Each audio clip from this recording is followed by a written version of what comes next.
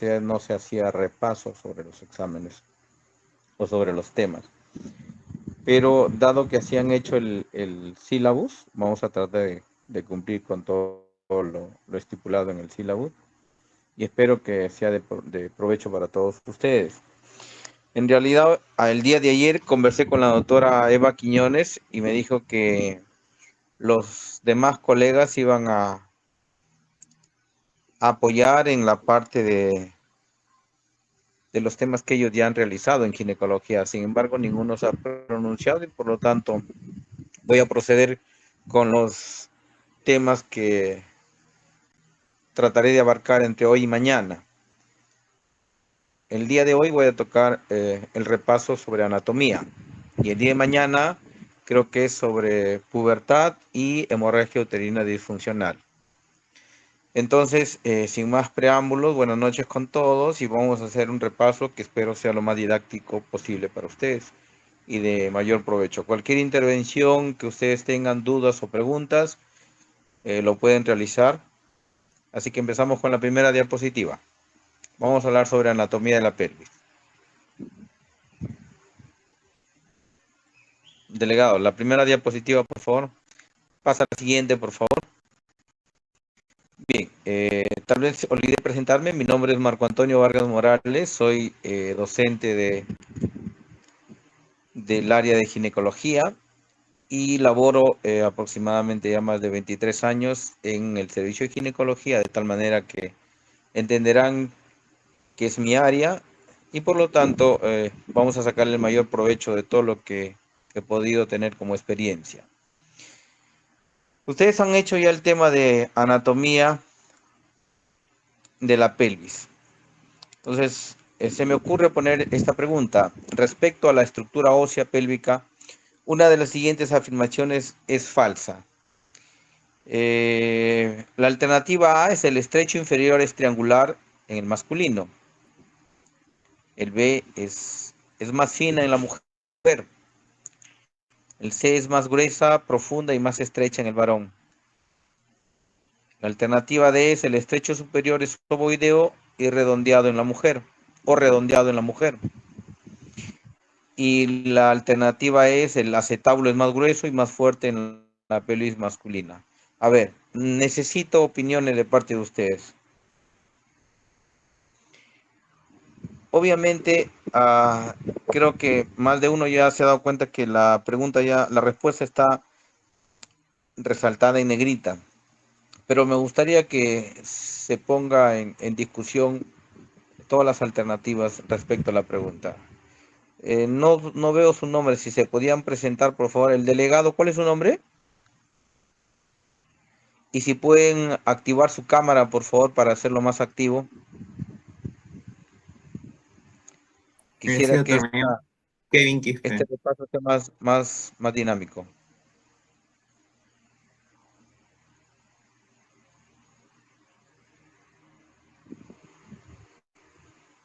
A ver, ¿qué les parece? Eso ya lo han repasado ustedes, ¿verdad? Perfecto, se ve mejor ahí.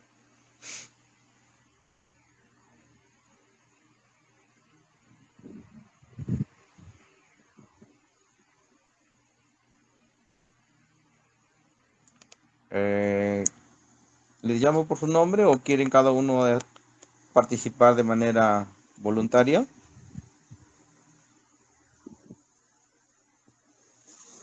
Chicos,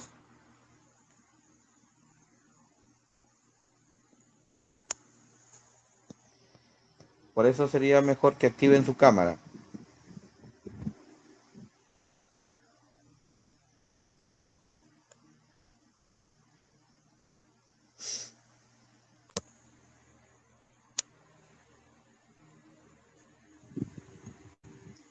¿Doctor, puedo opinar?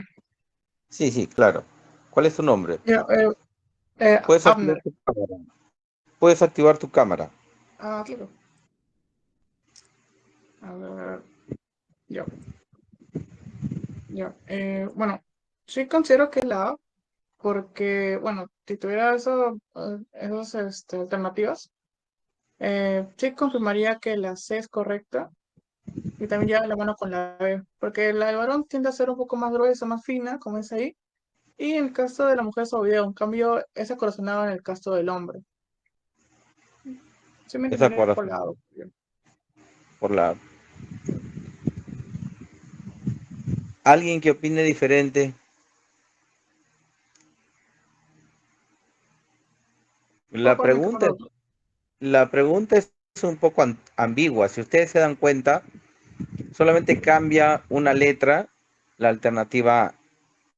Si yo hubiera puesto el estrecho superior es triangular en el masculino, eso sería una respuesta correcta.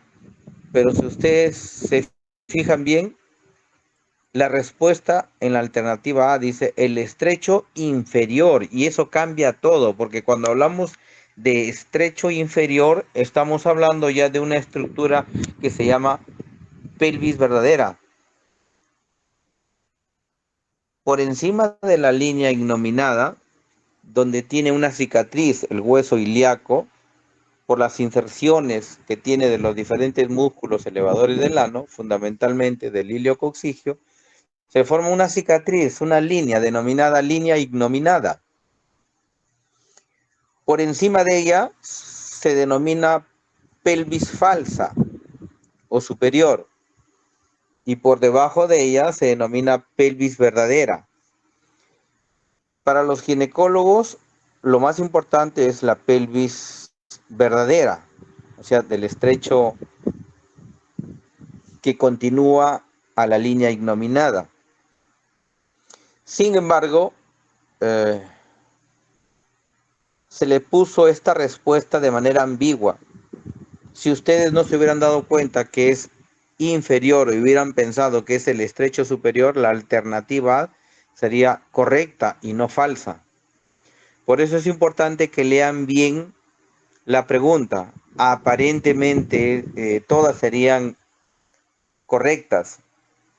Sin embargo, aquel que se ha percatado que habla del estrecho inferior, entonces ahí puede decir que el estrecho inferior en la pelvis masculina no es triangular, el estrecho superior es triangular. ¿Me entienden? Porque esto podría ser, yo, mire, en realidad yo no me han pedido para mí ninguna pregunta. Probablemente a los que han hecho la teoría les han solicitado un banco de preguntas. A mí no me han solicitado ningún tipo de preguntas. Por lo tanto, yo estoy suponiendo, de acuerdo a los grados de complejidad, si le podrían venir este tipo de preguntas, o de repente más fáciles o más difíciles.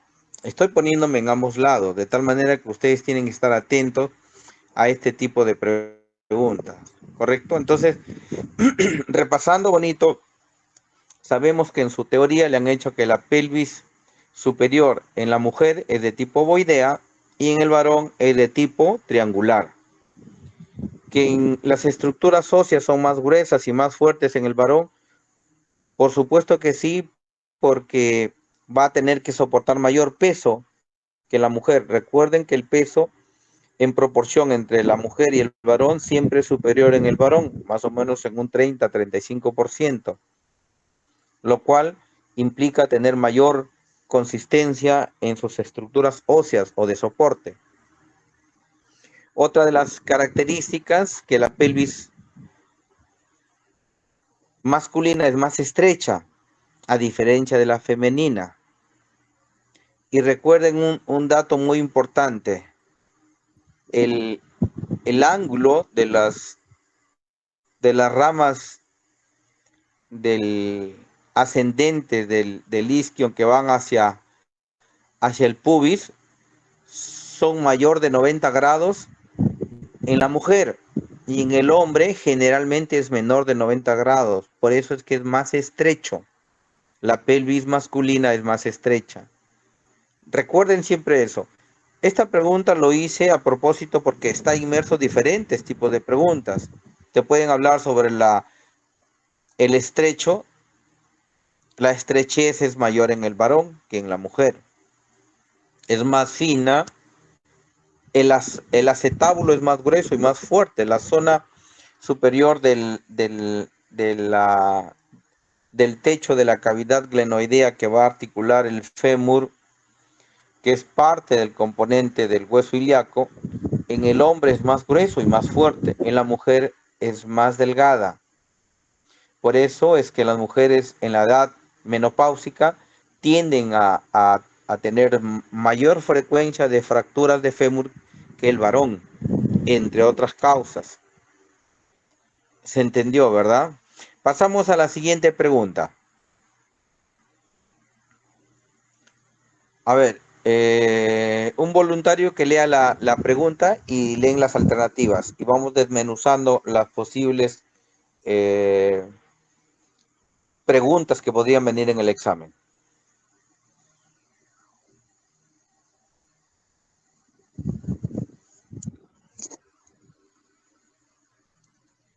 Merly Linares, a ver, por favor.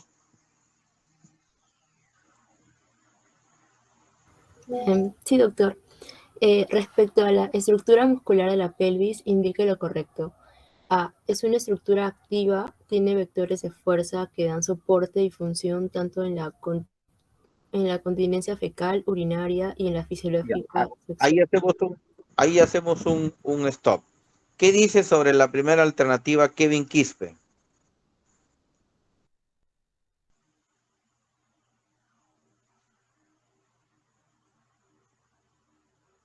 Sí, doctor. Bueno, con la primera alternativa sí estoy de acuerdo, que es correcta, porque ¿Por qué estás de parte, acuerdo?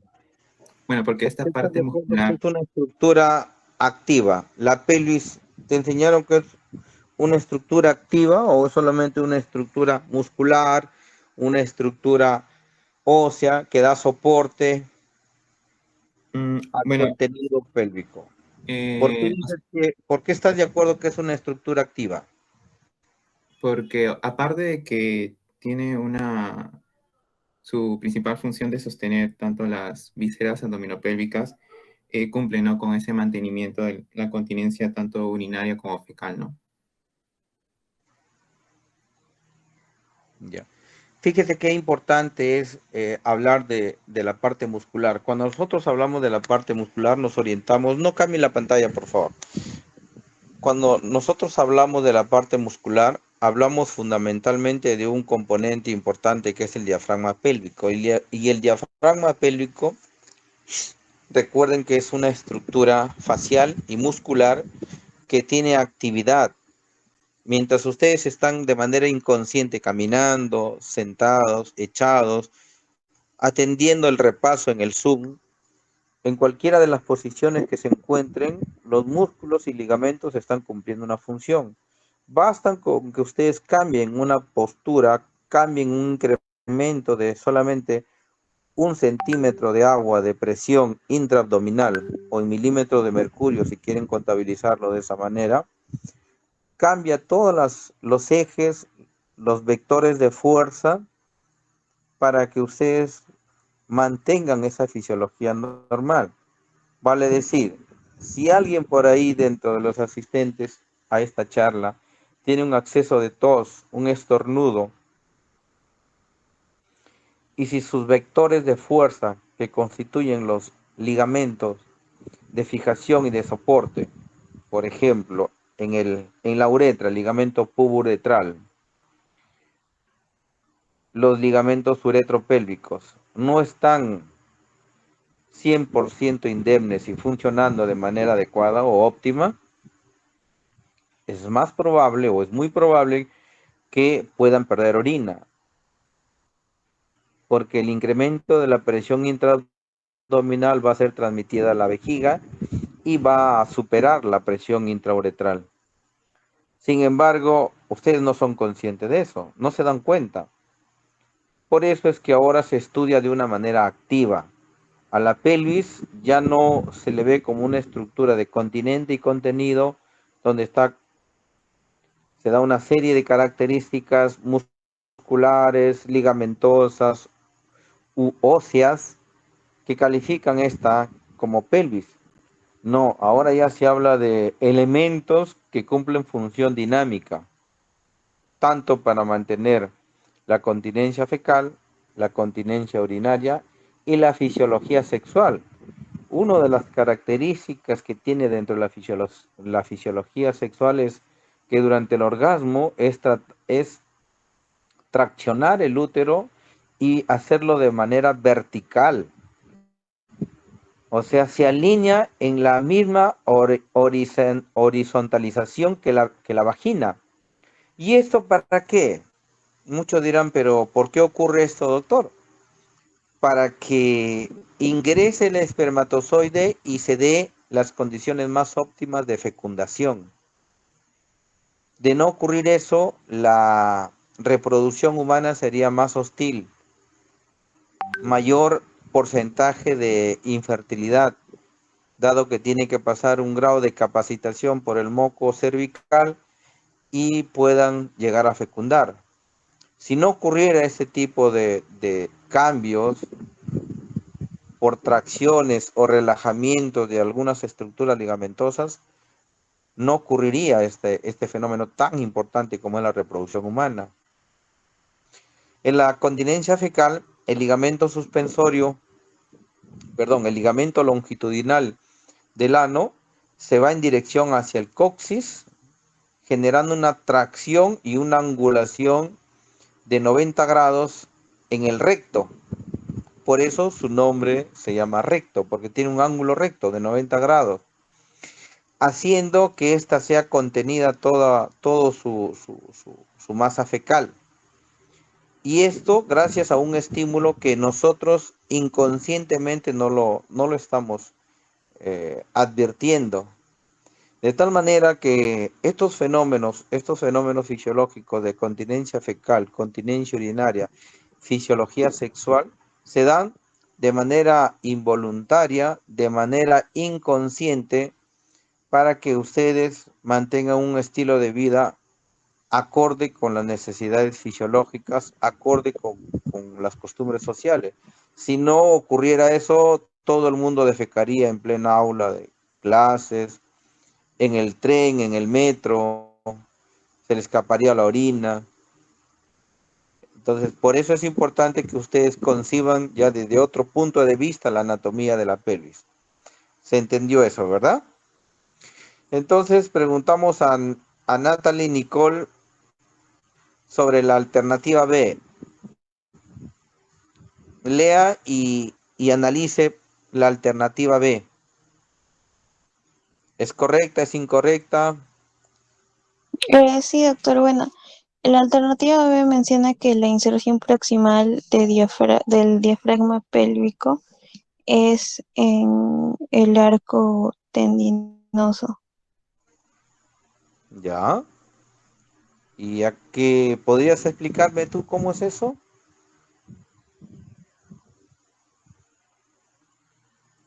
Doctor, disculpe, no le escuché. ¿Qué me dijo? ¿Cómo me podrías explicar eso? La inserción proximal del diafragma pélvico es en el arco tendinoso. ¿Dónde queda el arco tendinoso?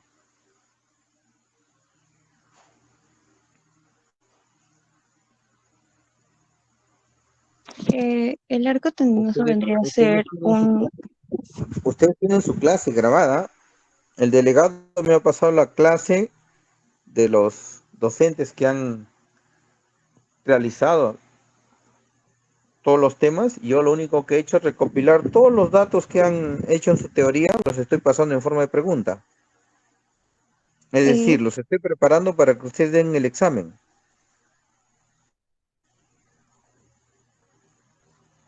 sí, doctor. Ya.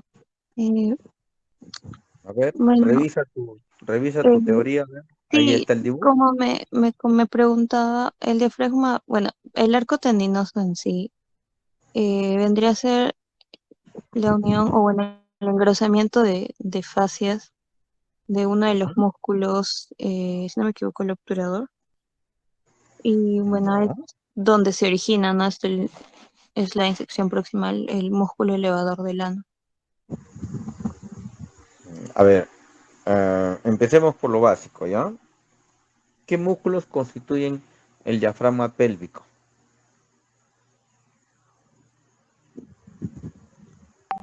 Es cierto que por delante los elevadores del ano y por detrás los músculos coxígeos. Así está en tu teoría. Vamos a desmenuzar un poco más. Por delante y por los costados están los elevadores del ano. ¿Cuáles son los 3 grupos más importantes de los elevadores del ano? El pubococigio, el pubo rectal. Pubococigio, perfecto. El pubococigio se inserta desde la región posterior del pubis y se va hacia el coxis, ¿correcto? Formando un componente importante, un fascículo muscular que va a formar parte del esfínter del ano, del esfínter externo del ano. Miren lo que les estoy diciendo, ¿eh? El pubococigio da un fascículo muscular que va a dar un componente del esfínter externo del ano, ¿sí? Hasta ahí tenemos el pubococigio.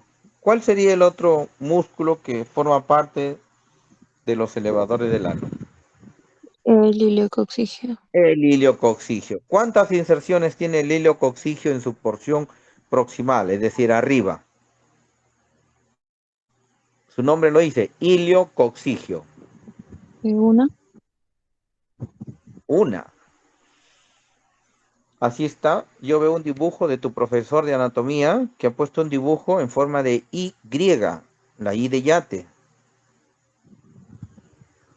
Que la porción más delgada nace de las ramas ascendentes del pubis y el fascículo más grueso se encuentra en el ilion. Ambos se fusionan para formar una estructura muscular más grande y se va directamente hacia el coxis, formando 2 fascículos, uno por delante de la vejiga y otro por detrás del recto, lo que va a producir una angulación de la vagina. Es decir, el iliococcigio vendría a ser el músculo más importante para la continencia urinaria.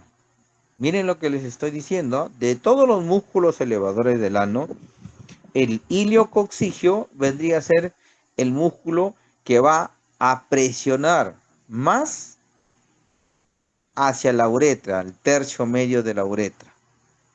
Miren su dibujito, miren el dibujito que les ha hecho su profesor. Yo solamente les estoy dando el repaso. Entonces, la inserción proximal del diafragma pélvico está en el arco tendinoso. El arco tendinoso es una fusión fibromembranosa que se encuentra en el hueso ilíaco. Y es el elemento de soporte proximal más importante, donde la mayoría de estructuras faciales y musculares se van a insertar ahí. Y por debajo, o sea, lo más distal, vendría a ser el tabique recto vaginal. ¿Tú sabes cuál es el tabique recto vaginal?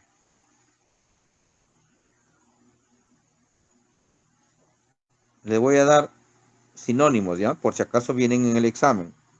Al arco tendinoso también se le llama cuña perineal, ¿sí? ¿Alguien puede subrayar el arco tendinoso? A ver, el que está llevando el delegado, por favor. Kevin.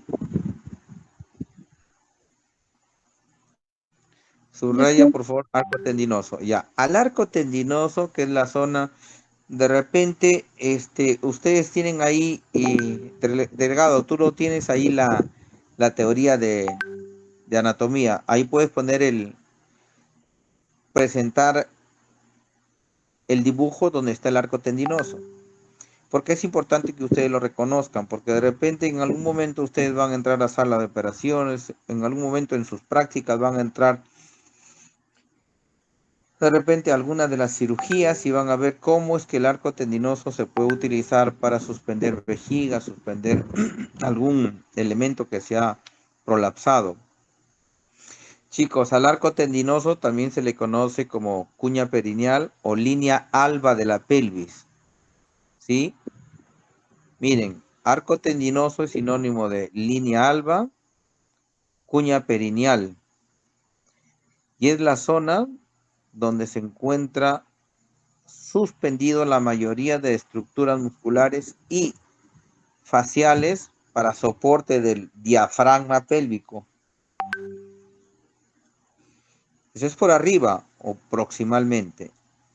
Y distalmente o hacia abajo se encuentra esa membrana fusionada que está entre la vagina y el recto.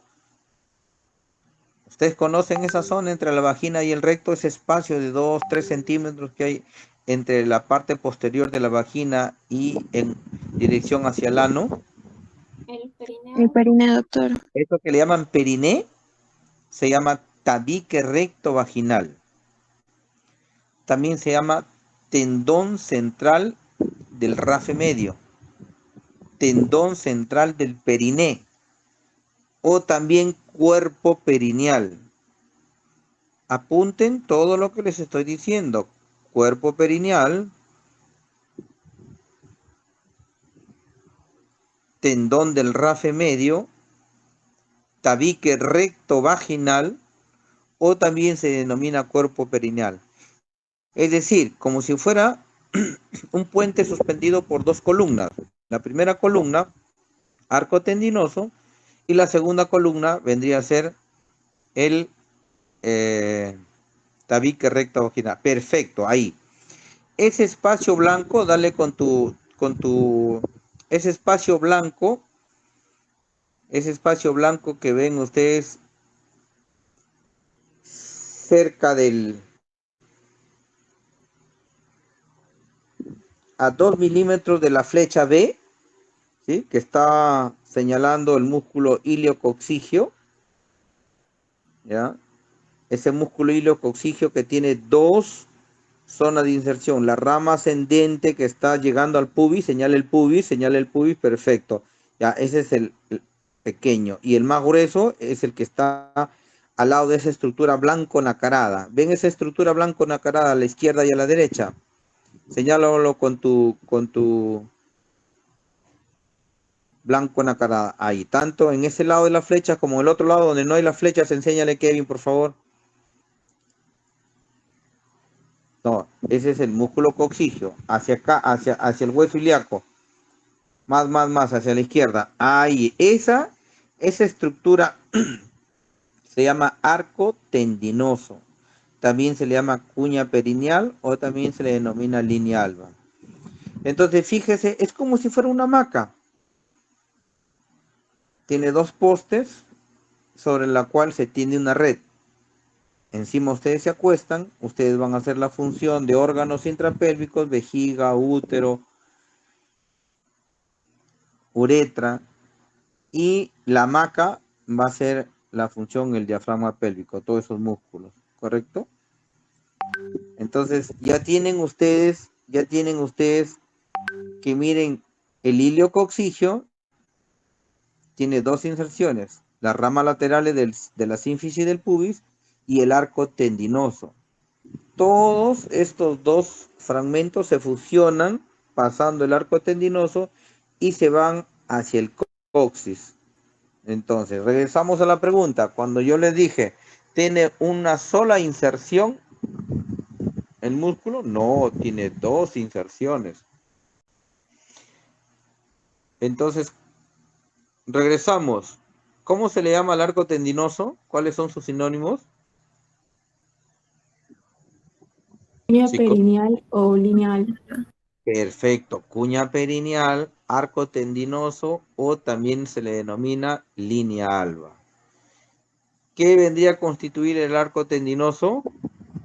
El nivel proximal del diafragma pélvico, la inserción proximal del diafragma pélvico.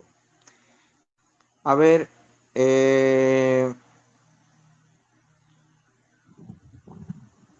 Alicia Torres.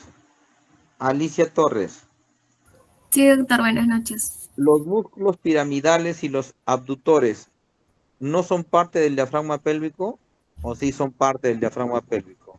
No, no son parte, doctor, porque es el músculo elevador del ano y el músculo coccigio. Ya. ¿Y por qué no si se encuentran en la pelvis, esos dos músculos? ¿Por qué no constituirían parte del diafragma pélvico? Si tú ves en el dibujo, los músculos piramidales están al costadito de los músculos coccigeos. Solo milímetros los separan de los músculos coccigeos, ahí están los piramidales.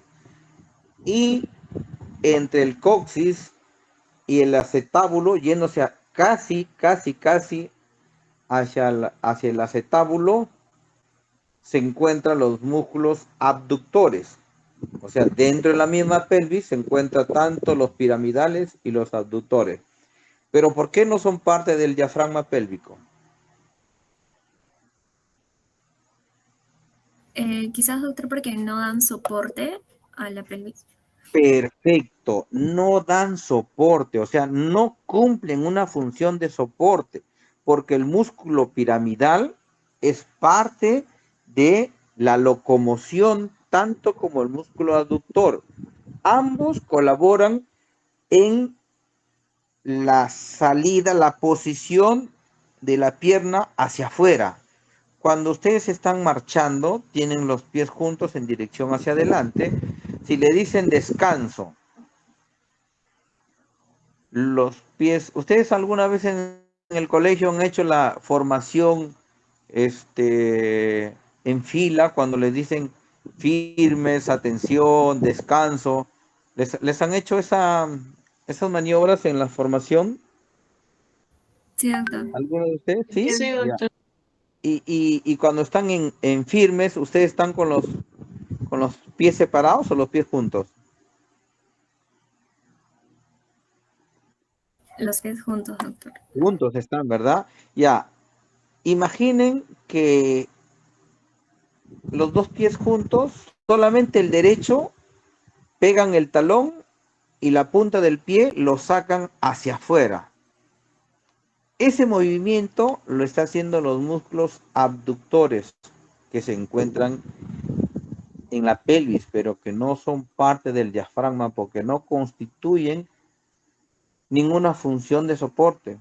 Entonces, es correcto que los músculos piramidales y los abductores, que a pesar de estar presentes dentro de la pelvis, no son parte de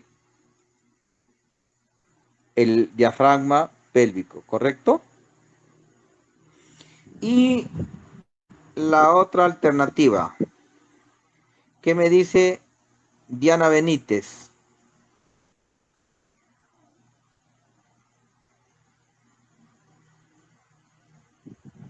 Sí, doctor, buenas noches. A ver, Diana, Alternativa D, analiza la alternativa D.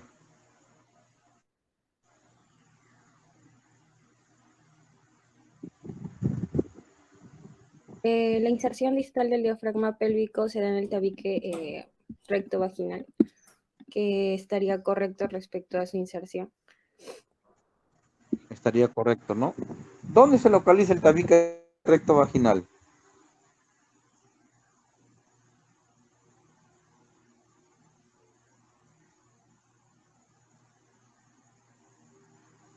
Diana, tú has dicho que es correcto. ¿Dónde se localiza el tabique recto vaginal?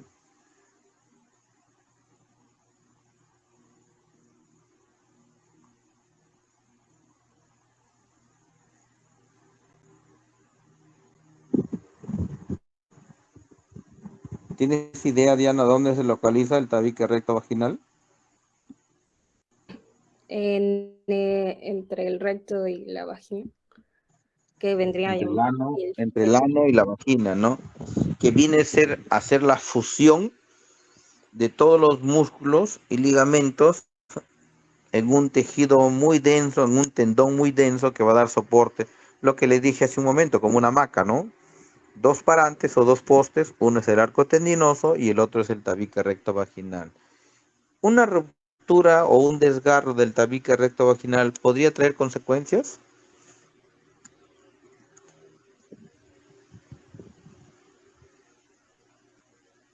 Diana, Sí, doctor, podría traer consecuencias de que haya una comunicación entre esas dos áreas. ¿qué podría ocurrir? Si tú le quitas infecciones a principalmente. un, a un cojo que usa dos muletas, le quitas una muleta, ¿cómo va a quedar? ¿Se puede caer o no? Sí, Si a la pelvis, exactamente. al diafragma pélvico, que tiene dos soportes, por arriba el arco tendinoso y por abajo el tabique recto vaginal, le quitas el tabique recto vaginal, ¿qué va a pasar con ese diafragma? Se va a Que se caer. desprenda, que pueda parecer un prolapso. Exacto. Al caerse, el diafragma va a caer con todo su contenido, ¿sí o no? Entonces, cuando hay desgarros durante el parto, ustedes que van a ser internos, cuando cortan y hacen la episiotomía para que el bebé salga más rápido y no afrontan bien el plano muscular de esa episiotomía, sería una causa muy probable que estos pacientes, después de un tiempo, un año, 2 años, dependiendo de sus actividades físicas y laborales, puedan generar un prolapso de órgano pélvico. En consecuencia, ustedes tienen que ir dándole una aplicación clínica a todo lo que están leyendo para su examen. Entonces, de todo lo que hemos visto, todo es correcto. Por lo tanto, la alternativa, la respuesta correcta sería, ¿cuál sería, Guamaní?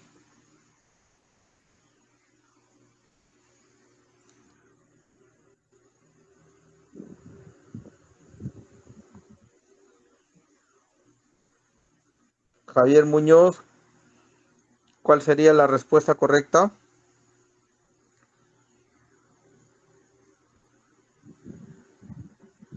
Doctor, Javier, sí, te escucho. No se duerman, ¿eh? planes interiores, doctor. Todas las anteriores, ¿verdad? ¿Doctor Entonces, me escucha? vamos, Kevin, sí, sí te escucho. Vamos Ok. con la siguiente pregunta.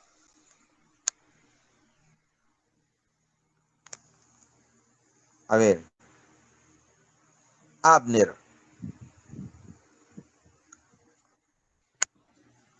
Sí, doctor. formula la pregunta y analiza la primera respuesta. Ya, doctor. Una de las afirmaciones es incorrecta respecto al músculo iliococcigio. Solo se debe insertar desde las regiones laterales del pubis al coxis. ¿Ya? ¿Qué te parece? Dice, una de las afirmaciones es incorrecta respecto al músculo iliococcigio. La Bueno, no, alternativa A, ¿qué dice? que solo se inserta en las regiones laterales del pubis y del coxis, doctor. Ya, ¿y qué te parece a ti? Me parece incorrecto por el nombre. O sea, si es iliococcigio, debería insertarse en el ilio y en el coxis, doctor. Por eso sí lo considero como Entonces, incorrecto. entonces estás durmiendo en la pregunta anterior. Porque en la pregunta anterior, el iliococcigio hemos dicho claramente que tiene dos inserciones en las regiones laterales del pubis, que es la porción más delgada del iliococcigio, y la porción más gruesa que viene del ilio, específicamente del arco tendinoso. Por eso es un músculo en forma de Y, como si, la I de yate, dos ramas hacia arriba y se confluyen en una rama más gruesa que va hacia el coxis. Entonces, cuando te dice que solo se inserta de las regiones laterales del pubis, no es solo de las regiones laterales, sino también del ilio. Entonces, tienes que estar más atento, porque en la pregunta anterior hemos desarrollado cómo es que el músculo iliococcigio nace de dos segmentos cercanos a la sínfisis del pubis y del hueso ilíaco, específicamente en, en la cuña perineal, o también se le llama arco tendinoso. A ver, otro voluntario que quiera analizar la alternativa B. Kiara, Sí, doctor. a ver, analiza la alternativa B. Dice, es el músculo más importante para la continencia de la orina, urinaria. Avísale a Marité que Ese es no está verdadera. es el músculo más importante para la continencia de orina. ¿Por qué Sí, sería eso correcto o por qué sería incorrecto? porque usted mencionó que presiona más la uretra. Es el músculo Perfecto. que... No hay sí. otro músculo que no haya pasado por la vagina haciéndolo una angulación o estrangulándolo. Aquellos que ya han hecho consulta en ginecología y han visto la parte del prolapso de órgano pélvico, han hecho ya todos la estructura del POP-Q, el sistema cuantificado de prolapso de órgano pélvico, ¿han hecho ustedes? Kiara, con tu profesor, ¿quién ha sido tu profesor? Doctor Morales, sí, sí, nos explicó cómo es el POQ, los Claro, cuantos y ya puntos saben A, B, dónde es el punto BA. B, A, ¿Conoces en el punto BA? posterior, en el lado posterior y... El punto BA es de la pared anterior, hija. Ay, Y el punto BP es de la pared posterior. ahí sí. Pero el B está un poquito más atrás más interno. Claro. ¿Y qué diferencia hay en esa zona del punto BA y el punto BP? ¿Por qué esa zona tiene una angulación? ¿Te han explicado eso? ¿Por qué hay una angulación en la vagina? ¿O crees que la vagina es como un tubo recto? No, la vagina no, o sea, Una tiene una no es angulación. recta, sí, Tiene es una angulada, angulación. pero Tiene como una angulada para angulación. abajo. Exacto. Esta angulación que tiene en el punto BA es porque el músculo iliococcigio lo está sujetando, lo está elevando hacia el arco tendinoso. Y coincide exactamente con el nivel 2 de inserción o de anclaje de la vagina. El nivel 2 de Delancey es justo en el arco tendinoso, es decir, justo envíe esos fascículos musculares del músculo iliococcigio para levantar esa zona de la vagina y estrechar el tercio medio de la uretra.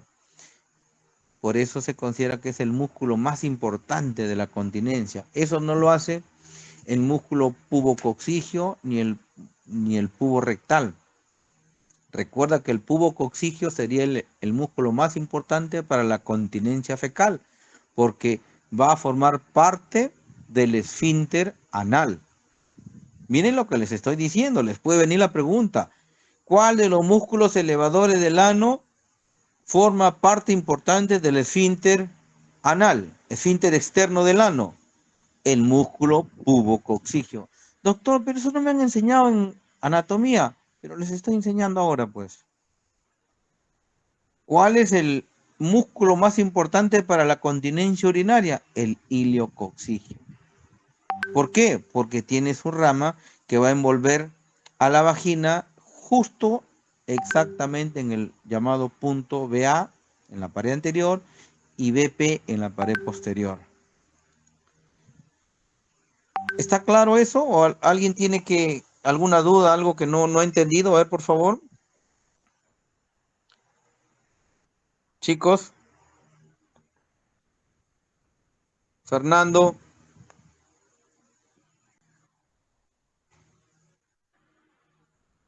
Todo claro, doctor.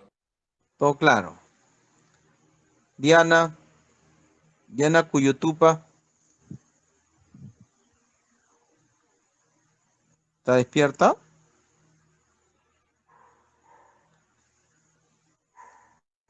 Jorge Valdión. ¿Está claro eso? Está claro, doctor.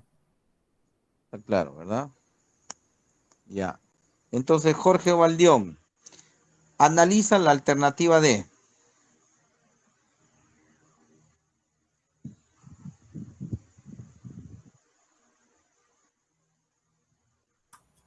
Sí, sí, doctor. El punto BA y el punto BP. Es el responsable de la angulación de la vagina, puntos BA y punto ¿Por qué es el BP. responsable? ¿A quién sería el responsable? ¿A quién lo están responsabilizando de la angulación de la vagina?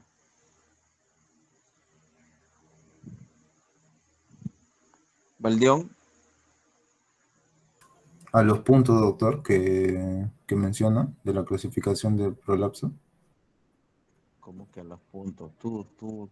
¿Te encuentras bien, hijo? ¿Cómo vas a decirme eso? Mira la pregunta bien clara. Dice, una de las afirmaciones es incorrecta respecto al músculo ileococcigio. ¿De quién estamos hablando? Ah, ya, del músculo iliococcigio. Del músculo ileococcigio, pues Ah, por ya. eso no sé qué has tomado tú hoy día. ¿O has fumado algo, hijo? Dime. No, me había olvidado la pregunta. Disculpe. Pero si estamos hablando de esa pregunta, cuando te digo analiza la alternativa D, es el responsable de la angulación de la vagina, es decir, en los puntos BA y punto BP. ¿De quién estamos hablando? Sí, me dice, sí, ahí se hace la angulación. ¿Quién es el responsable? El músculo ileococcigio, justamente lo que hemos hablado hace un momento con tu compañera. Sí, La doctor. alternativa E, a ver, un voluntario. La alternativa E. Sí, doctor, dice no constituye parte del esfínter anal. Eso es verdadero porque el que ¿Pérez pertenece sería el Pérez Nieves? pubococcicio. Sí, doctor. Sí. Ya. ¿Cómo analizarías tú la alternativa E, que no constituye parte del esfínter anal? Bueno, como le mencionó, el ileococcigio más formaría parte de lo que es la continencia urinaria, ¿no? El que constituiría más o más importante con respecto al esfínter anal sería el músculo pubococciggio. Claro, o sea, en ningún momento, ni por sueño ni por pesadilla, el músculo ileococcigio va hacia el ano.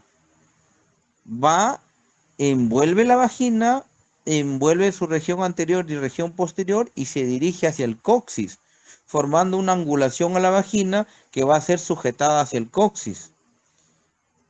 De tal manera que su función más importante no solamente es dar soporte al diafragma pélvico, sino también va a generar un apoyo importante para la continencia urinaria al presionar el tercio medio de la uretra de manera anatómica.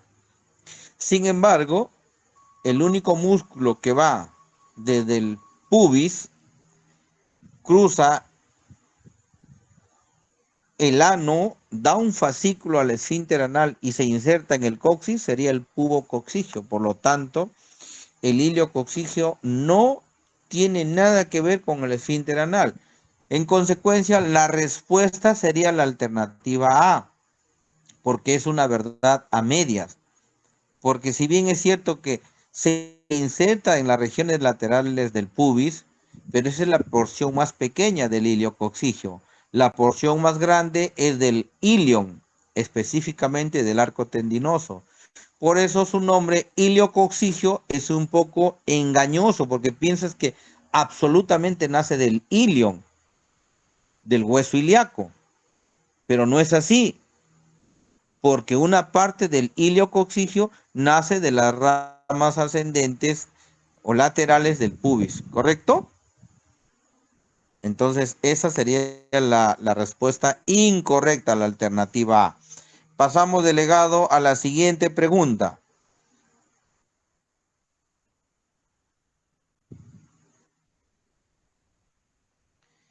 Y Claudia nos va a leer la pregunta y va a analizar la primera respuesta. Chicos, todo lo que les estoy haciendo en este repaso está en su teoría de anatomía del profesor que les ha dictado, creo que es del hospital de Coyique, creo, ¿verdad? Ya. O sea, no les estoy inventando nada, todo lo estoy dando de ahí. Obviamente les estoy dando una aplicación clínica para que ustedes no se olviden, para que ustedes le vean la utilidad de por qué han leído o por qué han tenido esa teoría. A ver, Claudia. Sí, doctor. Respecto al ejerma urogenital, una de las afirmaciones es falsa. La alternativa A dice que es una estructura músculo-membranosa en forma romboidal. Estamos hablando del diafragma urogenital. Quiero hacer un hincapié acá. Vamos a hacer un paréntesis. Cuando hablamos de la pelvis, la única estructura que tiene función de diafragma es el diafragma urogenital. Recuerden, por definición, diafragma es aquella estructura que permite la salida, más no el ingreso de un contenido. Ustedes utilizan una tubería y utilizan una valva check o diafragma check, permite la salida del agua, pero no el retorno, para evitar accidentes como inundaciones, etc. Entonces, en la pelvis, los músculos elevadores del ano y los músculos coxígeos forman un verdadero diafragma acompañado de una membrana que se llama fascia endopélvica, porque permite la salida del contenido que va por un conducto que es el recto y otro conducto que es la uretra, pero no permite el retorno de la misma. ¿Correcto? A eso se llama diafragma.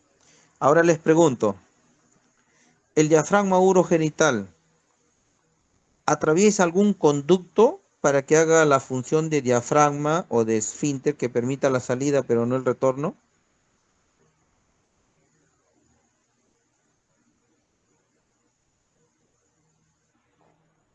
¿Qué dices, Claudia? Mira tu... Todos deberían estar ya con su dibujo de anatomía de su profesor que les ha dado la clase.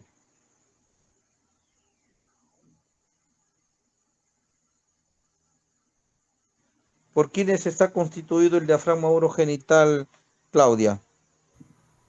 Por el músculo transverso profundo y superficial. Y profundo, el bulbo cavernoso, el isquio cavernoso y el esfínter anal externo. Te pregunto, ¿alguien atraviesa esa membrana músculo-membranosa? ¿Hay un recto que por ahí atraviese?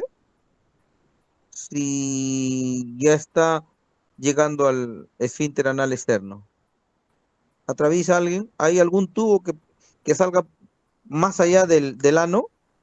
¿Alguien conoce alguna estructura anatómica que salga más allá del ano o más allá de la uretra, del esfínter uretral externo? ¿Conocen algún marciano, saturniano que tenga una estructura anatómica que salga por fuera del ano, salvo que tenga un prolapso rectal severo? ¿Sí me entiendes la pregunta, Claudia? Sí, doctor, no sería ninguna estructura. No hay, ¿verdad? Y entonces, ¿por qué le llaman diafragma urogenital?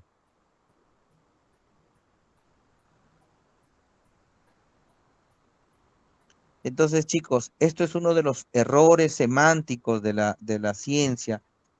O sea, se denomina a estructuras de manera equivocada. Esto no es un diafragma. El único diafragma de la pelvis es el diafragma pélvico. El diafragma urogenital solamente es una estructura de tapiz. Va a tapizar como si fuera una pared, como si estuviéramos tapizando con papel tapiz nuestra pared. Cuando queremos adornar una cosa así, porque no está formando ninguna estructura de soporte. Entonces, va a dar función de tapiz, tal vez de parte del soporte a nivel perineal, pero de ninguna manera va a dar una función de diafragma y mucho menos una función de suspensión o fijación de los órganos intrapélvicos. Queda claro eso, ¿verdad? Tal vez en algunos años en adelante ya no existe el término diafragma urogenital. Me adelanto en decirles que eso es un término engorroso, es un término que está trayendo mucha confusión porque no actúa como diafragma, porque es una membrana prácticamente externa que se encuentra, por eso le llaman también periné o perineo, que tiene una estructura romboidal, por delante un triángulo anterior donde se ve la uretra, la vagina y la parte superior del ano. Y por detrás, toda la parte glútea, ¿no? Y el recto. Entonces, ¿es una estructura músculo-membranosa de forma romboidal? Es correcto. La alternativa B, Claudia, por todo lo que hemos comentado, lee la alternativa B. y me dices, me das un análisis de esa respuesta. Sí, doctor. B. No tiene una verdadera función de diafragma como lo es el diafragma pélvico, ya que como lo ha dicho en sí, ¿Es no correcto o va a... incorrecto eso? Sería correcto, doctor, ya que el Correcto, único ¿no? verdadero diafragma sería el pélvico, ¿no? Entonces ya están sintonizando más o menos cómo es esa estructura, ¿verdad? ¿Sí? Sí, doctor. ¿Te quedó claro, verdad? Muy bien. Yana Cuyutupa, analíceme la alternativa C, la respuesta C. Ya, doctor. Dice, lo constituyen músculos como el transverso superficial y profundo, bulbo cavernoso, isquio cavernoso y esfínter anal externo. ¿Qué análisis podrías traer tú de esa alternativa de respuesta? ¿Falta algún músculo? ¿Le sobra algún músculo para decir que es falsa la alternativa o correcta? Bueno, ahí están constituyendo los músculos que corresponden lo que es al diafragma urogenital. Ujú. Dice el bulbo cavernoso. Están todos, ¿verdad? Sí, Entonces doctor. sería una respuesta correcta esa, ¿verdad? No hay nada que agregarle, no hay ningún músculo que le falte, no hay nada, ¿correcto? Hasta ahí estamos bien. Entonces analiza la alternativa D.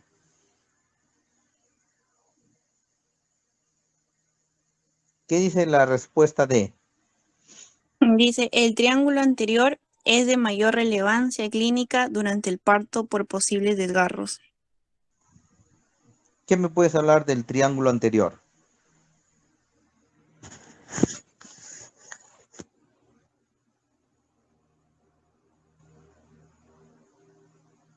Dentro del diafragma urogenital, recuerda que hemos visto que tiene la forma de un rombo, constituido por dos triángulos. Un triángulo Que es anterior anterior y otro posterior. y posterior, ¿no es cierto? Sí, doctor. Ya. ¿Por qué el anterior cobra mucha relevancia clínica durante el parto? Porque ahí se puede efectuar mayor posibilidad de que pueda haber desgarros. Desgarro, ¿no es cierto?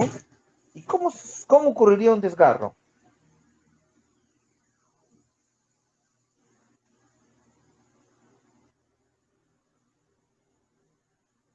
Vamos a suponer que tú eres la interna que está de guardia, viene una paciente en expulsivo, tú lo atiendes. Es un bebito cabezón, se parece al delegado, pesa 4 kilos y tú estás solita. ¿Qué haces para que no se desgarre?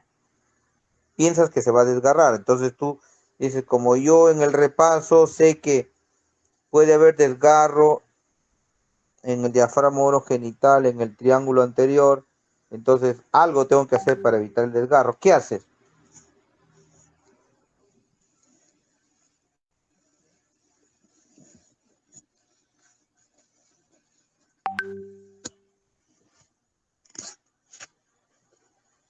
¿Tendría que ver la posición también? ¿Cuál posición? ¿Del bebé o de la mamá? Del bebé, doctor. Del bebé, ¿no? Ya, entonces, ya vamos a suponer que ya todo está bien, pero es un bebito grande, es un bebito cabezón, y tú tienes la sospecha de que se va a desgarrar. Miren, de este análisis va a salir una conclusión muy importante que les va a servir en toda su vida. Entonces, ¿qué se te ocurre para que no se desgarre? ¿Qué le harías? Atender un buen parto, me vas a decir. Hay que atender un buen parto. Pero ¿cómo lo vas a atender un buen parto? Lo que normalmente se hacía era hacer una episiotomía, es decir, un corte a la vagina medio lateral, que generalmente es derecha, medio lateral derecha, para que la vagina tenga mayor diámetro y el bebito salga y no se desgarre mucho la vagina. Pero ¿qué pasa? Las investigaciones han demostrado que las episiotomías generaban mayor riesgo de prolapso. En primer lugar, cuando los casos generan este tipo de desgarros crónicos. Pero una de las cosas que se observó con mayor importancia fue el sangrado. Cuanto más pacientes habían tenido con episiotomía, mayor número de pacientes habían tenido con hemorragia puerperal y anemia postparto. Entonces, la conclusión a la que se llegó es que no se debería hacer episiotomía de manera, digamos, usual, convencional, sino que solamente para los casos que sí requieran una episiotomía, como es una primeriza con un feto muy grande y una persona con poca experticia para atender un parto, se debería hacer una episiotomía. Caso contrario, la episiotomía es restrictiva. Esta pregunta ha permitido que ustedes lleven una conclusión esta noche. La episiotomía en la atención de parto tiene que ser restrictiva, porque si es por desgarro o por una episiotomía, el riesgo de generar desgarros o lesiones en el triángulo anterior del diafragma urogenital va a ser de mayor relevancia clínica, porque no solamente le va a generar mayor sangrado puerperal, sino también riesgo que en los siguientes años vaya a generar un prolapso de órgano pélvico. ¿Qué te parece esta conclusión? ¿Te gustó o no te gustó? Sí, doctor, interesante. Interesante. Entonces, la respuesta a la pregunta respecto al diafragma urogenital, una de las afirmaciones es falsa, sería la alternativa E, cuando dice que tiene una verdadera función de soporte y suspensión para los órganos intrapélvicos. ¿Es correcto eso, Diana? Es falso, doctor. Es falso, ¿no? ¿Te das cuenta? Eso es lo importante, que ustedes acompañen de manera activa al desarrollo de este repaso y ustedes puedan sacar sus propias conclusiones. Obviamente para eso se supone que ustedes ya han leído. La idea de hacer un repaso no es venir y repetir lo que su profesor ya les dijo, sino de darle una respuesta coherente y prepararlos para un posible examen, a una posible pregunta de examen, pero que tengan ya no un disco compacto donde ustedes memoricen la pregunta, la respuesta, no, sino que ustedes en su cerebrito traten de darle utilidad clínica para que nunca se olviden de la respuesta. Se van a acordar ustedes del triángulo anterior, de los posibles desgarros, y van a darse cuenta de que el diafragma urogenital no es un verdadero diafragma, solamente es una forma de tapiz y de soporte a la parte más inferior del periné, nada más. ¿Qué estructuras musculares la constituyen? Ya saben que es el transverso superficial, profundo, bulbo cavernoso, isquio cavernoso y el esfínter anal externo. ¿Por qué no tiene una función de diafragma? Porque por ahí no atraviesa nada, nada que pueda ser eliminado para que no regrese.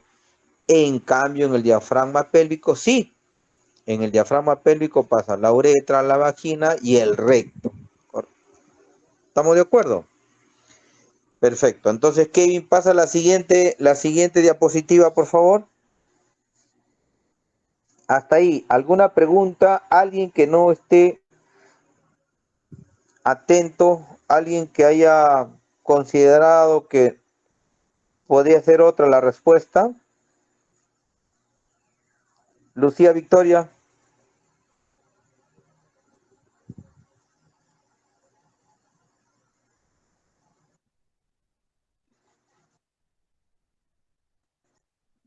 Perfecto, Lucía Victoria. Entonces, Entonces, formula la siguiente pregunta. Fuerte y alto, a ver. Te escucho.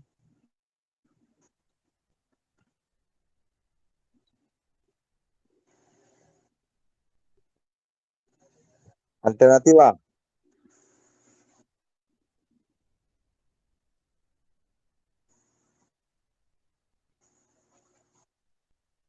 Ya. A ver, analízame esa respuesta.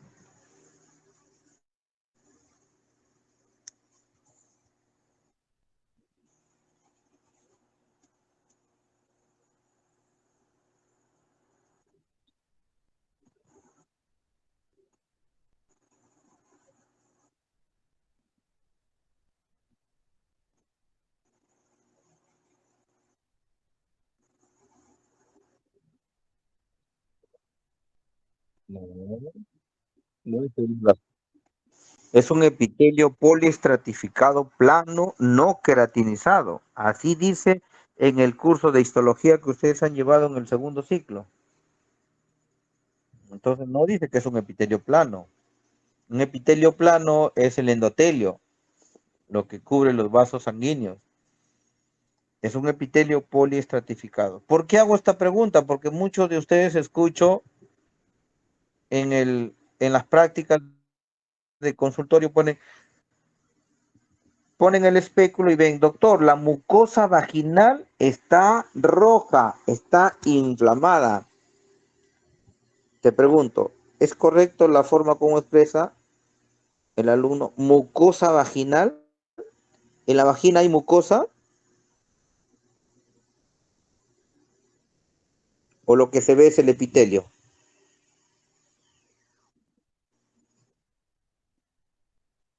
El epitelio. Entonces, ¿ustedes volverían a llamar mucosa? Correcto. Entonces ya saben. Luis Solís, ¿qué me dice sobre la alternativa B? Estamos hablando de la vagina. La pregunta es la vagina. La vagina tiene una estructura compuesta por lo siguiente, excepto, ya su compañera nos ha hablado sobre la alternativa A, que tiene un epitelio poliplano no queratinizado. Eso es correcto. Vamos a buscar la alternativa que es incorrecta. Entonces, Solís, la alternativa B. Tiene 3 niveles de inserción según Lance. El Según primero es Delance. es el anillo pericervical y el último es el tabique rectovaginal. Perfecto. Háblame sobre los niveles de inserción de la vagina, Luis Solís. De la vagina La es... vagina, si no tuviera niveles de inserción, se caería. Imagínate que tengas tu novia, ya están 2 años de noviazgo, tu novia te dice que ya es tiempo de que avancen un paso más y después ella va a emergencia porque la vagina toda se le ha venido como un prolapso hasta la rodilla. ¿Podría ocurrir eso? Normalmente no, doctor. No, ¿verdad? No, porque si no, imagínate, todas las personas que tienen relaciones sexuales, todas las personas que tienen un parto, todas las personas que tienen un estornudo, un pujo o cualquier maniobra de Valsalva, generaría pues la eversión completa de la vagina. No ves que no está anclada, no está insertada, no está conectada a ningún tejido que le impida salir. Por lo tanto, hay niveles de inserción. Entonces, el doctor John DeLance de la Universidad de Michigan hizo un estudio desde el año 99 y estudió cómo es que en los cadáveres la vagina se encontraba insertada y encontró que en todos ellos se repetían 3 niveles. El primer nivel se encontraba en el anillo pericervical. ¿Dónde ubicas el anillo pericervical, Luis? Es alrededor del cervix. Perfecto. Es ese tejido fibroso, denso, en la cual confluye la fascia endopélvica que cubre la pared anterior de la vagina, que se llama fascia vaginal por delante. Y por detrás, la fascia recto-vaginal. Ambos confluyen a nivel del cuello uterino en una zona densa, circular, denominado, por eso su nombre, anillo pericervical. Ahí se inserta el nivel más alto, más apical de la vagina.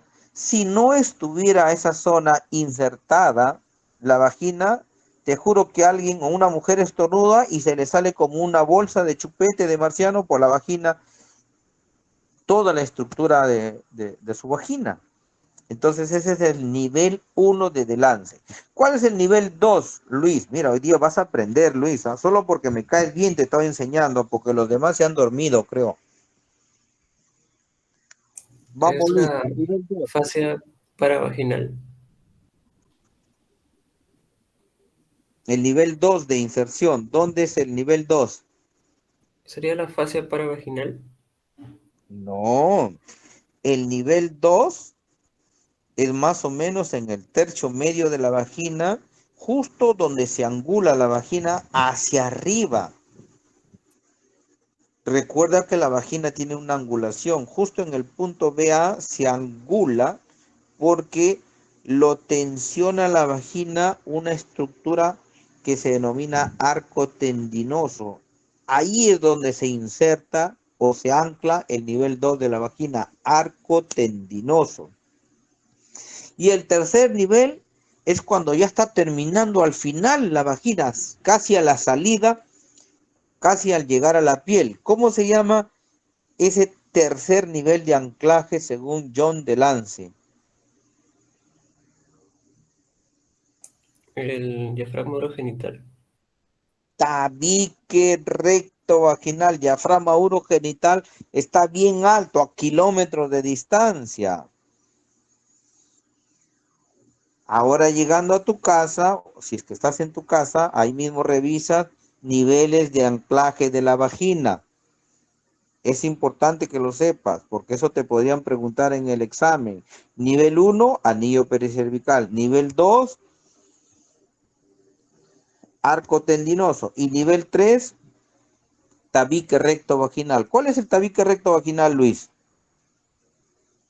Primero, ¿conoces una vagina? ¿Has visto una vagina alguna vez?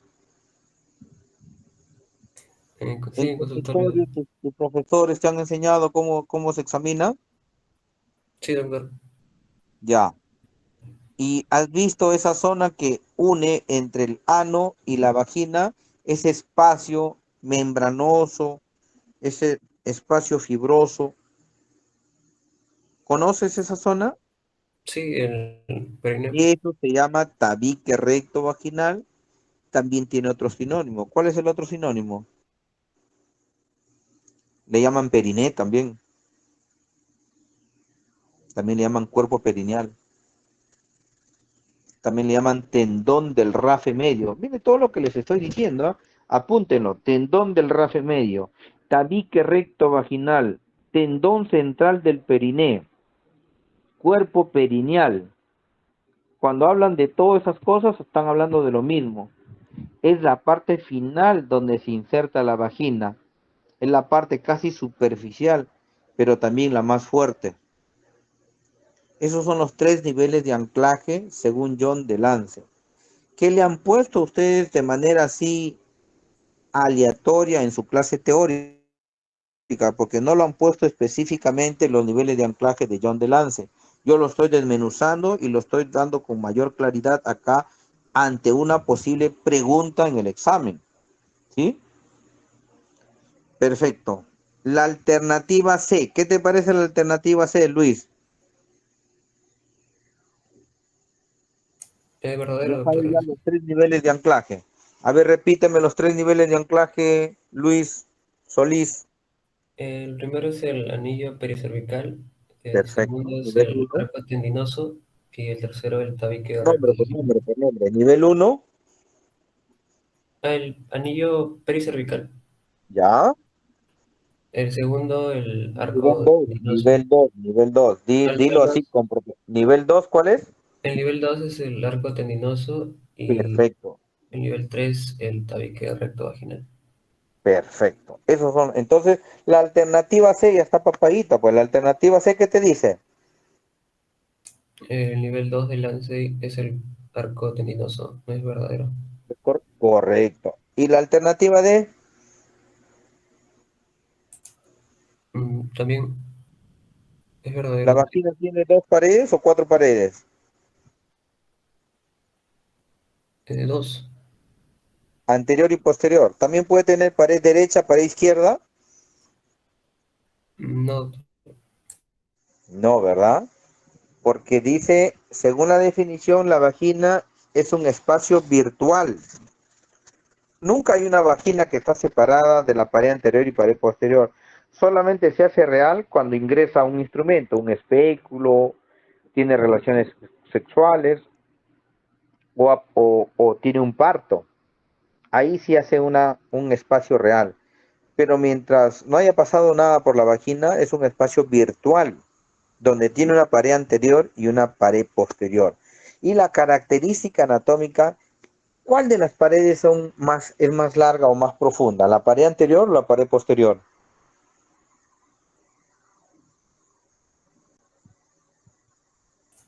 La posterior, doctor.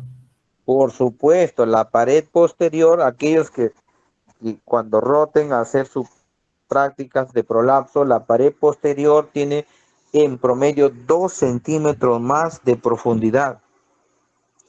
Si en la pared anterior tenían 7 centímetros, probablemente va a medir la pared posterior 9 centímetros. Ya es casi como una norma. Por lo tanto, la alternativa D es correcta o incorrecta. Correcta. Correcta. Perfecto. Entonces, como es correcta, significa que la última alternativa ya sería, pues, por descarte. ¿Qué me dice Javier Muñoz sobre la última alternativa? A ver, Javier Muñoz.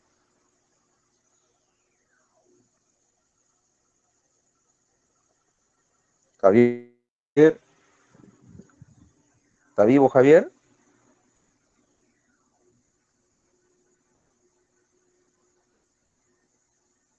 Javier Muñoz.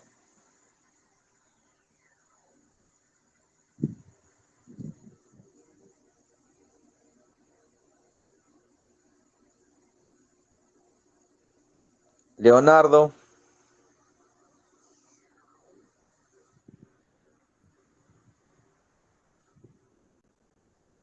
¿Qué me dices de la alternativa E?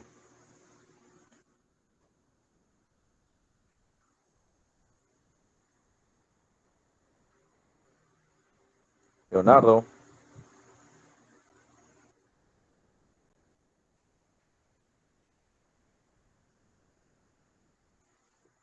Chicos, creo que ustedes están conectados, pero no están presentes físicamente. ¿O sí? Me avisan si es que ya disponen de poco tiempo, si quieren ir a cenar o cosas así para de una vez culminar o hacerlo más rápido. La idea es que ustedes participen para que no se olviden. Leonardo, ¿qué puede decirme? ¿Qué puede decirme de la alternativa E? La alternativa E dice, en la pared anterior cerca de la uretra se encuentran las glándulas de Bartolino encargadas de la lubricación vaginal. Esta sería la que es falsa de las alternativas. ¿Por qué? ¿Dónde se encuentra la glándula de Bartolino? ¿No se encuentran en la pared anterior? Serían en la pared posterior. En la pared posterior, ¿no? Correcto, esa es la respuesta, pues no se encuentran en la pared anterior. En la pared anterior se encuentran las glándulas de Skene y en la pared posterior se encuentran las glándulas de Bartolino, haciendo 4 glándulas que van a lubricar. Entonces la alternativa incorrecta sería la alternativa E. Pasamos a la siguiente, por favor. A ver, vamos, que hay que avanzar porque se están durmiendo tus compañeros. Respecto a la arteria uterina, una de las siguientes afirmaciones es falsa. A ver, la alternativa A, que me diga Alicia Torres, ¿qué opina? Sí, doctor. A nivel del cuello uterino, istmo pasa por delante y por encima del uréter. Sí, sí es verdadera, doctor. Las relaciones anatómicas es cerca al cuello uterino, la arteria uterina pasa por delante y por encima del uréter, mientras que ya por el ligamento ancho es al revés, pasa por detrás y por fuera. Entonces, fíjese las relaciones anatómicas entre la arteria uterina y los uréteres. Esta pregunta siempre es repetida. A nivel del cuello istmo pasa la arteria uterina por delante y por encima del uréter. Y la alternativa B.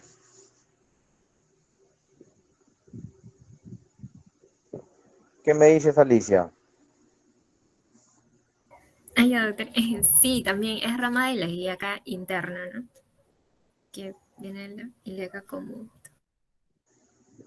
¿Cuántas ramas tiene la ilíaca interna? Ramas, no recuerdo exactamente, doctor. Tiene 11 ramas la ilíaca interna. ¿Cuál de las arterias es más importante de las ramas de la ilíaca interna?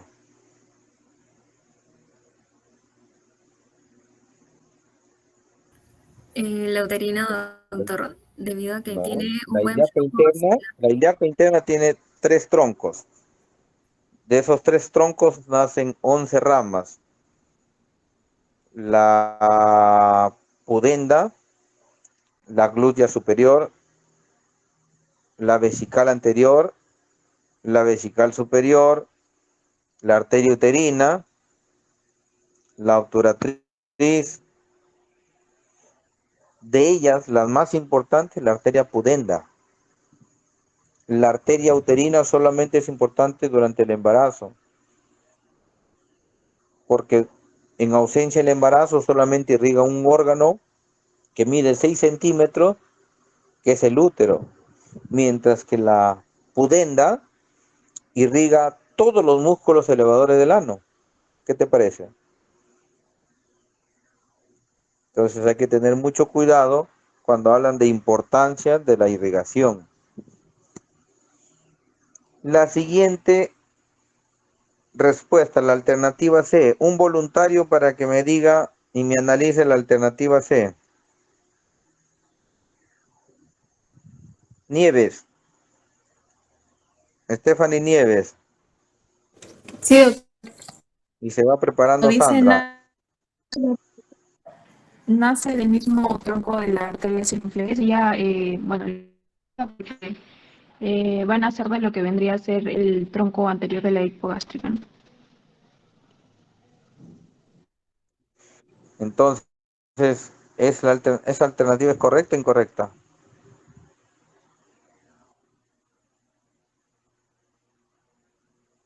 ¿Qué dice Nieves?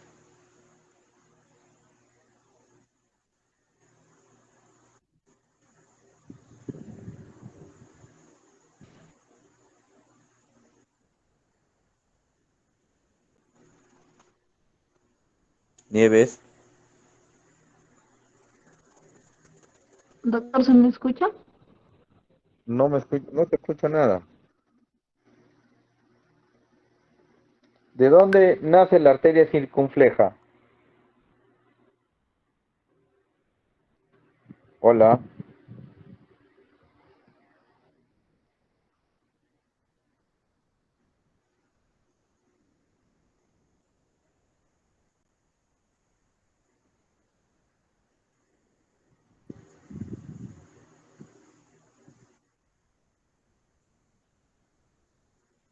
Sandra. Sandra, ¿me escuchas?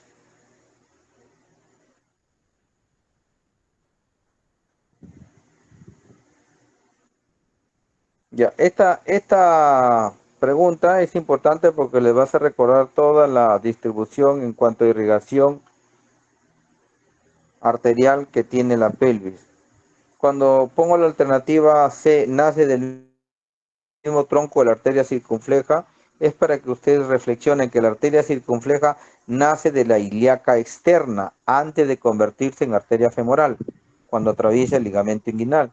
mientras que la arteria uterina nace de la ilíaca interna. Entonces uno nace de la ilíaca externa y el otro de la ilíaca interna. Por lo tanto, la alternativa C es incorrecta. ¿Sí?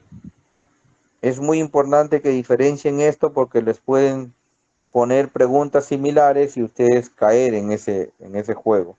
Siguiente alternativa, siguiente pregunta, por favor.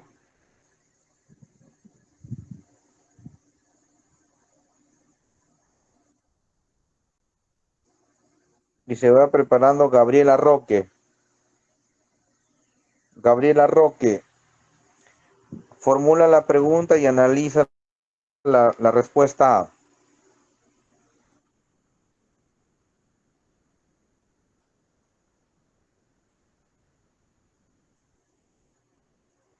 Gabriela, ¿le pueden pasar la voz a su compañera Gabriela? Sí, doctor. Buenas noches. ¿Me escucha? Sí, ahora sí te escucho. Ok. Bueno, la pregunta dice, respecto a las estructuras de fijación del útero, indique lo correcto. A. Los ligamentos redondos y anchos no dan fijación al útero.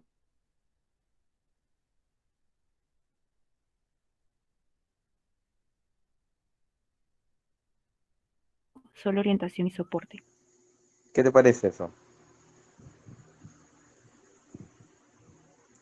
¿Qué hacen los ligamentos redondos? Fijan, suspenden. Los ligamentos redondos solamente dan orientación en la anteroflexión. Recuerden que estos van a insertarse ingresando hacia el ligamento inguinal y se van a insertar en fascículos fibrosos en el labio mayor de la vulva. Por lo tanto, no tiene ningún asidero de fijación ni de soporte del útero. Solamente actúa para la posición uterina en su anteroflexión. Y los ligamentos anchos solamente dan soporte para mantenerlo en medio a esta estructura, a este órgano. Pero no cumplen una función de fijación. ¿Quiénes dan la función de fijación? Ligamento útero-sacro, ligamento de McEnroe. Son los dos elementos más importantes en la fijación del útero. ¿Sí? Muy bien, entonces la alternativa B, los ligamentos de McEnroe y útero-sacro serían los más importantes o los principales. ¿Es correcto o incorrecto? Correcto, ¿verdad? Gabriela. Sí, doctor. La zona de inserción de la fascia vésico-vaginal y recto-vaginal en el cuello uterino, ¿cómo se llama? Eso lo hemos revisado en la anterior pregunta. ¿Cómo se llama esa zona donde se inserta la fascia vésico-vaginal y recto-vaginal en el cuello uterino? ¿Cómo se llama esa zona?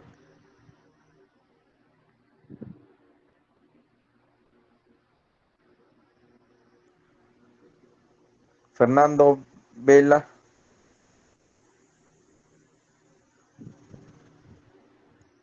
Se llama anillo pericervical, chicos.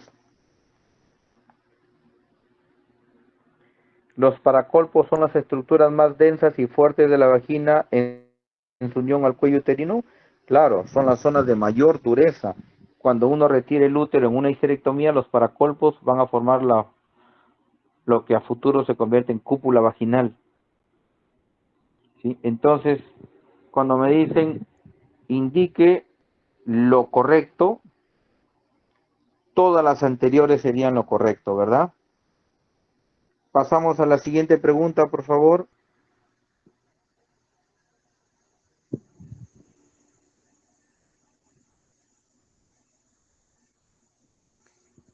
Kelly Alarcón, formule la pregunta, por favor.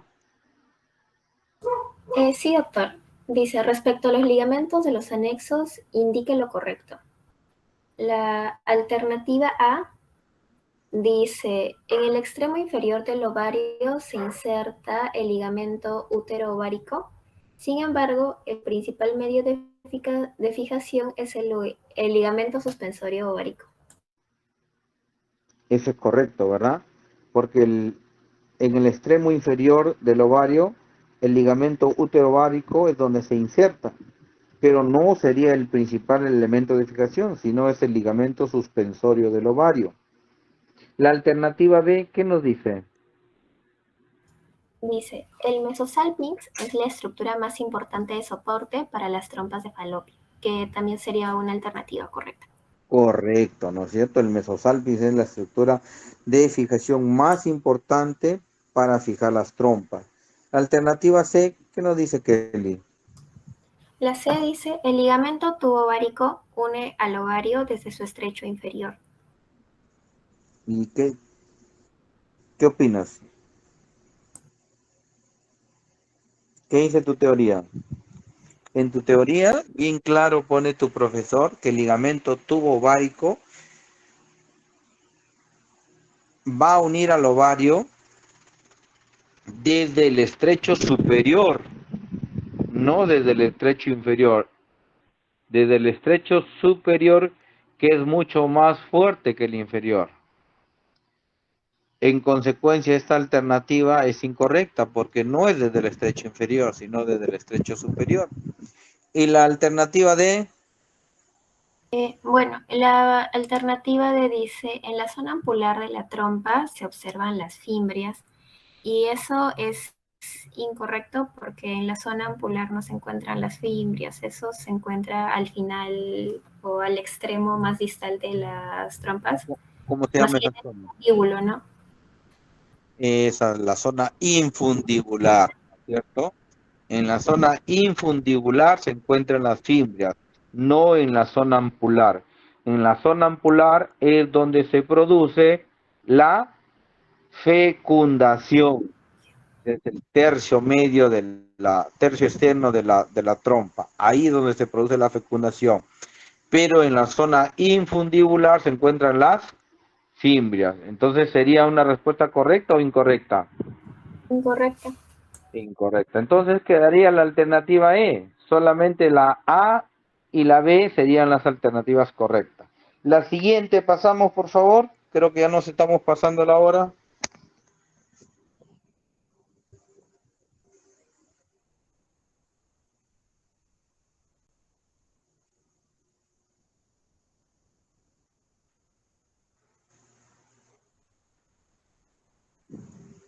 Madeleine, a ver, preséntame, formula la pregunta, por favor, Madeleine. Sí, doctor. Respecto al ovario y su irrigación, una de las afirmaciones es falsa. A, la corteza tiene epitelio cúbico. B, la médula es la zona más amplia del ovario. C, la arteria ovárica nace de la ilíaca interna e ingresa por el ilio. D, el varicocele pélvico es más frecuente en el lado izquierdo. E, la vena ovárica derecha drena en la vena cava Inferior. inferior, sí, Vena cava inferior. diferente a la izquierda. A ver, analiza en su conjunto. ¿Qué rescatas de todo esto? Aquí hay bastante información. ¿La corteza tiene epitelio cúbico? Pues claro, es un epitelio cúbico monocelular, es una sola capa. ¿Que la médula es la zona más amplia del ovario? Sí, correcto, ahí donde se encuentran vasos sanguíneos, se encuentran tejido mioepitelial y tejido germinal. ¿La arteria ovárica nace de la ilíaca interna? ¿De dónde nace, Madeleine, la arteria ovárica?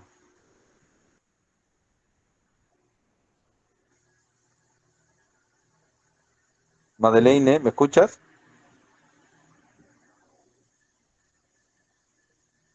Doctor, sí, ¿Me ¿me escuchas? logra escuchar? Madeleine, ¿me escuchas? Sí, ¿usted me escucha? Yo sí te escucho, pero no sé, de repente... No, sí, la arteria ovárica nacería ¿De de dónde la nace? aorta abdominal. Perfecto, nace directamente de la aorta, ¿verdad?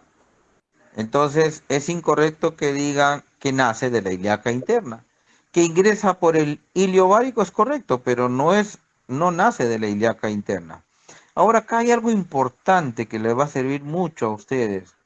El varicocele pélvico vendría a ser las varices que se encuentran en el drenaje del ovario, drenaje del anexo. O sea, ese drenaje venoso es más tortuoso, es más dilatado en la vena ovárica izquierda. ¿Por qué en la vena ovárica izquierda es más frecuente el varicocele? Esas varices de las venas ováricas. ¿Por qué es más frecuente ahí?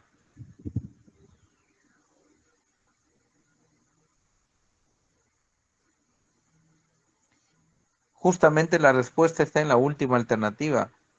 Recuerden que la vena ovárica derecha drena en la vena cava inferior, que es un sistema de baja presión, mientras que la vena ovárica izquierda drena en la vena renal, que es un drenaje de alta presión. Por lo tanto, esas venas que están sometidas a alta presión, obviamente van a ser más tortuosas, van a ser más varicosas, y por lo tanto se va a ver más frecuentemente el varicocele pélvico en el lado izquierdo que en el lado derecho. ¿Correcto? Eso también lo han hecho en su anatomía, porque ahí está, claro, no está tan explícito como lo estoy haciendo en esta pregunta, pero ahí dice bien claro. El profesor les ha puesto en una diapositiva de fondo azul que la vena renal izquierda drena, perdón, la vena ovárica izquierda drena en la vena renal izquierda, por lo tanto es de mayor presión. Entonces, la alternativa falsa sería la C. Un voluntario para la siguiente, por favor. Puede ser Abner, puede ser tal vez Leonardo o Mónica, que no le he escuchado a Mónica para nada. La siguiente, por favor. Kevin, la siguiente. Respecto a la glándula mamaria, indique lo correcto. A ver, Mónica. Sí, doctor, ¿me escucha? Sí, ahora sí te escucho. A ver. Dice, se Respecto a la considera glándula mamaria, indique lo correcto. Analiza la alternativa A. y se considera una glándula sudorípara de origen ectodérmico altamente especializada. ¿Es correcto eso o no? Embriológicamente, la glándula mamaria se considera que es una glándula sudorípara altamente especializada. ¿Falso o verdadero? Verdadero, porque Verdadero, pues, ¿no? Es verdadero. Es una glándula sudorípara altamente especializada. Embriológicamente así está definida. La alternativa B, ¿qué nos dice? la glándula altamente especializada de origen ectodérmico es lo contrario, ¿no? Claro, porque no tiene el origen que tienen los intestinos. Tiene origen de la piel y del sistema nervioso, o sea, ectodérmico. Endodérmico son las vísceras, los intestinos, ¿no es cierto? La alternativa C, analiza la alternativa C. Dice, el conducto colector Los tiene conductos células. colectores tienen células mioepiteliales. ¿Qué dice tu teoría? ¿Ahí se encuentran las células mioepiteliales en los conductos colectores? ¿Dónde se localizan las células mioepiteliales, Mónica? En los acinis glandulares. Cuando la mujer sale embarazada y tiene que dar de lactar a su bebito, la oxitocina es una hormona que va a estimular las células mioepiteliales que se comportan como fascículos musculares que van a contraer y ordeñar el acini glandular, vertiendo su producto, que es la leche, por los conductos que a su vez llegan a los conductos colectores, y cada conducto colector drena en un orificio independiente a través del pezón. No es que por un solo tubito sale de todos los acines glandulares la leche a través del pezón. No, son varios tubitos. Entonces, ¿los conductos colectores tienen o no tienen células mioepiteliales? ¿Qué dices, Mónica? No tienen, no son células cúbicas. Claro, entonces las células mioepiteliales se encuentran ¿en dónde? En los acinis glandulares, donde se produce la leche, pues, ¿no? Madeleine, la respuesta D, ¿qué dice? De los acinis glandulares drenan en un solo conducto que llega al pezón. ¿Correcto o incorrecto?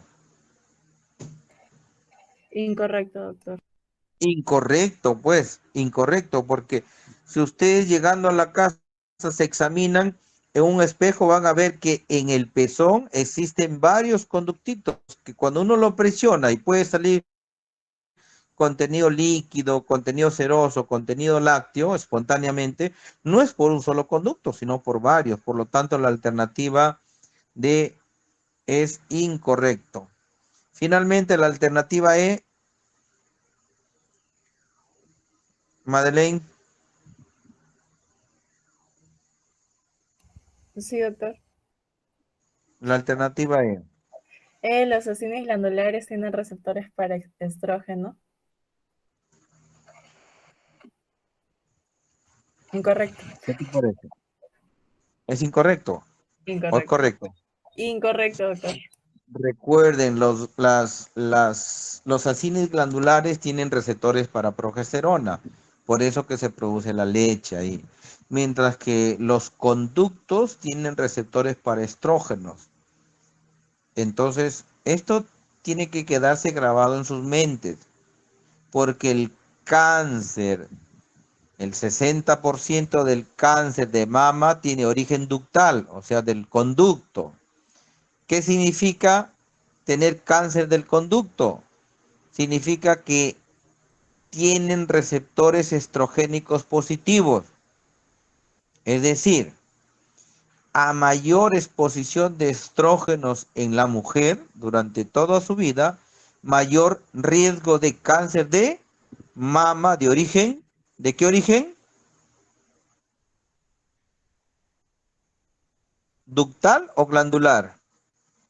Cuando uno se expone a grandes cantidades de estrógenos.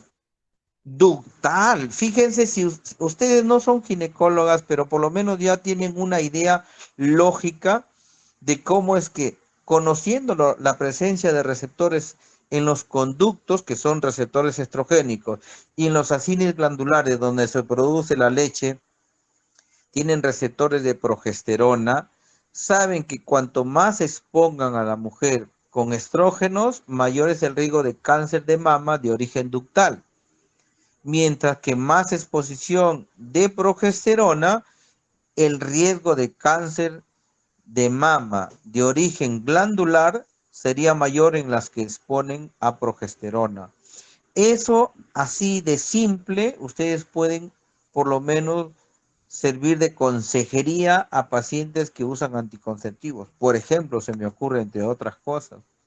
¿Les parece importante esta información o no? Sí, doctor. Sí, doctor. Justamente esa es la idea. Pasamos a la última pregunta, por favor. A ver, Kevin.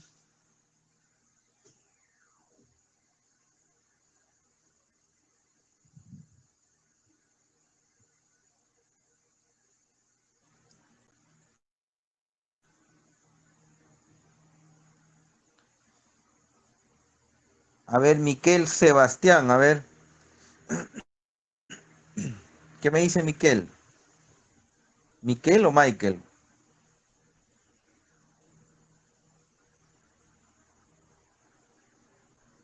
¿Está Miquel? ¿Pueden pasarle la voz a su compañero Miquel?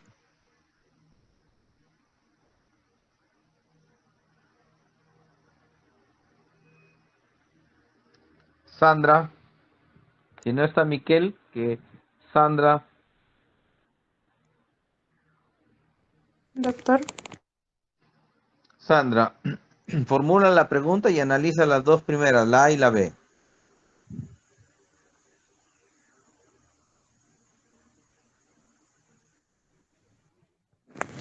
Respecto a la irrigación de la mama, indique lo correcto. La A proviene de la arteria axilar, torácica interna y las perforantes 2, 3, 4. La B proviene de la arteria mamaria interna, axilar y Cuando dice perforantes 1, 2, 3. 2, 3 y 4 son de las intercostales. sea, perforantes de las intercostales 2, 3 y 4. A eso se refiere. Y la B proviene de la arteria mamaria interna, axilar y perforantes 1, 2 y 3. A ver, ¿qué dice la alternativa A, Sandra? ¿Está acorde con tu teoría?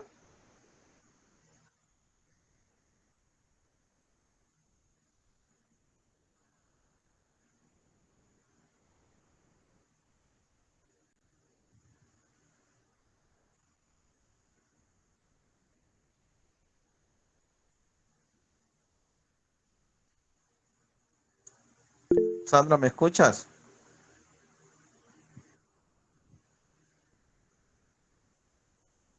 Mónica, dime, Mónica Sí, de Lady. acuerdo a la teoría, sí, la arteria axilar torácica interna y las perforantes 2, 3 y 4 sí Eso es contribuyen. correcto. La axilar Ujú. irriga con sus ramas la parte más externa de la mama, mientras que la torácica interna da una rama que es la mamaria media, que va a dar la parte más central en la irrigación de la mama.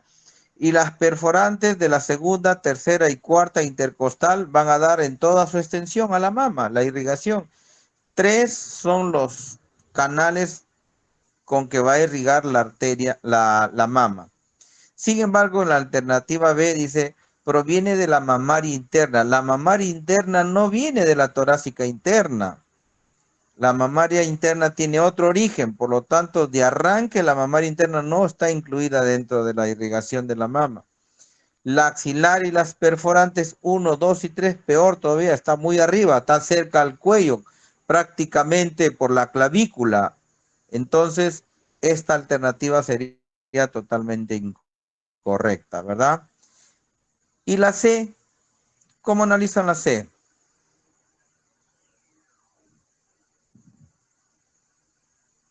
Sandra, la C, ¿qué me dices? O Kelly. Ustedes creo que están más atentas. Sería verdadera, doctor. Claro, como hemos repetido en la primera alternativa A, hemos hablado que las perforantes de la segunda, tercera y cuarta intercostal actúan irrigando sobre toda la mama, coadyuvan prácticamente, ¿no? Entonces tendríamos que la A y la C serían las verdaderas, porque lo incorrecto sería la B. Y como te pide lo correcto, sería la alternativa D. D. Perfecto. Sí, esa es la D. Kevin, ¿hay otra pregunta o hay más? Eso es prácticamente todo lo que he revisado de su teoría. Bueno, esto ya es un regalito. Esto seguramente para algunos que les interesa más la parte de anatomía, especialmente el drenaje linfático. En el drenaje linfático, uno de los sistemas de drenaje más importantes para los tumores de la mama vendría a ser el drenaje por la mamaria interna y el drenaje axilar. El drenaje axilar es el 80% hasta 85%. Por lo tanto, es importante que ustedes conozcan los 3 grupos ganglionares en la axila más importantes donde van a encontrar el drenaje de patología maligna de la mama. Cuando hablamos del grupo 1, es aquel que se encuentra los grupos ganglionares por fuera del pectoral mayor. El que está entre el pectoral menor y el pectoral mayor, dentro en ese espacio, en ese estuche, entre ambos pectorales, se llama grupo 2 o también se denomina el grupo de Rotter. ¿Y por qué será importante identificar cuando ustedes examinan la mama un tumor? Inmediatamente se les prende la luz en el cerebro y dicen, señora, tengo que examinarle la axila. Y meten su dedito entre el músculo más grande, que es el pectoral mayor, y uno que es bien pequeñito, que se encuentra más internamente en la axila, que es el pectoral menor. Entre ambos hay un espacio, un huequito. Tocan ese espacio y si palpan ganglios, dicen grupo 2 tomado o grupo de Rotter tomado. Doctor, ¿y por qué será importante el grupo de Rotter? Porque ese grupo, cuando está tomado los ganglios, significa que la metástasis al pulmón es mucho más frecuente que cuando no está tomado. Es más difícil. Entonces, es importante que conozcan grupo 1 por fuera del pectoral mayor, grupo 2 entre el pectoral menor y el pectoral mayor. Y grupo 3 es aquellos que incluso se extienden por fuera del pectoral menor, incluyendo hasta por debajo de el espacio subclavicular. Cuando el grupo 3 ya está tomado, esos ganglios, significa que el cáncer de mama ya es un cáncer de estadio metastásico. O sea, es una enfermedad muy avanzada. Entonces, esta es la pregunta regalito cuando le digo, respecto a los grupos ganglionares, el drenaje linfático mamario por la axila indique lo correcto. La alternativa A, el grupo 2 o de Rotter está vinculado con metástasis al pulmón en los casos de cáncer de mama, ¿correcto o incorrecto? Correcto. Correcto. La alternativa B, el grupo 1 es más cercano y se encuentra por fuera del pectoral mayor. Correcto, ese es el que ustedes más frecuentemente van a tocar. Y ese es el grupo que se inflama más porque se depilan, se rasuran, se echan desodorantes con mucho olor, con mucho perfume y van a encontrar que se encuentra inflamado, van al médico y tocan que es el grupo 1, el más frecuentemente complicado. Pero detectan que no es ningún ganglio sospechoso porque todo es inflamatorio, nada más, menor de 1 centímetro. Ese es el que más fácil se encuentra la localización y es el más cercano a la mama. Grupo 1, no se olviden. El grupo 2 se extiende hasta ahí ha habido un error. El grupo 3, ¿ya? El grupo 3. En la C es el grupo 3. Porque ya los he dicho antes de empezar la pregunta, ¿se acuerdan? El grupo 3 se extiende hasta el espacio infraclavicular y cuando es positivo se considera metástasis. O sea, basta con encontrar un ganglio debajo de la clavícula en un tumor de mama presente, ustedes ya pueden decir que ese es un tumor de mama que se encuentra con metástasis.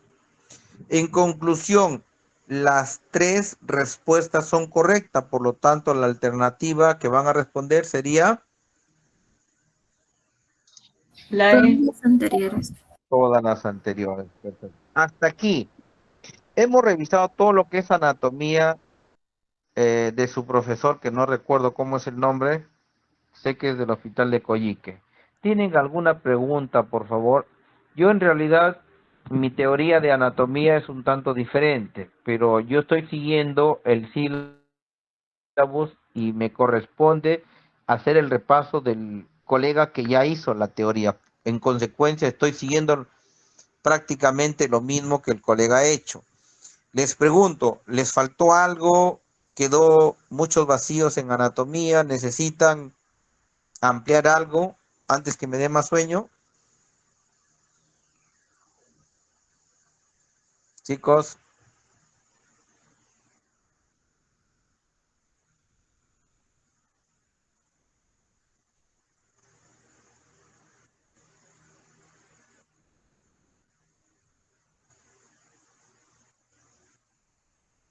Ya, les hago una pregunta.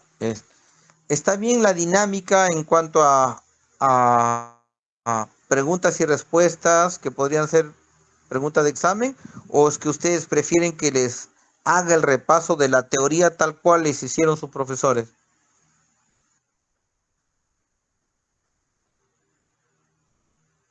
Preguntas y respuestas, doctor. Está bien así.